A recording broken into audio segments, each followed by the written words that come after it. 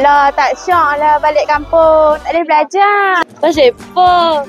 Kenapa tak syok balik kampung? Lah syok lah balik kampung. Cuti kan, boleh rehat-rehat. Aku tak syok sebab tak boleh belajar. Aku kan pelajar cemerlang. Awak apa duduk tengah-tengah panas duduk bincang pun? Ni dia ni. Aku nak belajar dengan Ustazah Haina. Belajar dengan dia syok. Syok belajar dengan dia.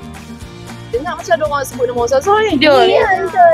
Awak tak sibuk? Saya nak belajar dengan Ustazah. Walaupun kau balik kampung, duduk asrama, hari Jumaat pun tetap boleh belajar dengan Ustazah. Kat mana? Kat mana Ustazah? Didik TV pada Jumaat ni pukul 4 petang. Jom kita tonton ramai-ramai. Bye. Assalamualaikum, salam sejahtera dan salam Malaysia Madani. Bersama hari ini Ustazah Aina akan berkongsi dengan anda semua tajuk yang sangat menarik iaitu ikhlas dalam kehidupan.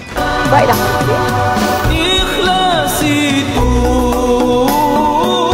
jiwa yang murni. Langsung dari studio Didik TV,